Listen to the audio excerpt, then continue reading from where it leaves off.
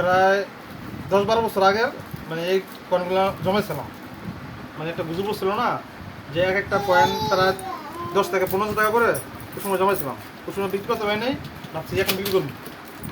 এখানে কয়টা কয়েন আছে? 2, 3, 4, 5, 6, 7, 8, 9, 10, 11, 12, 13, 14, 15, 16, 17, 18, 19, 20, 21, 22। এই 22টা হলো একটা তো লাল কয়েন, আর এগুলো হলো বিদেশি মুদ্রা।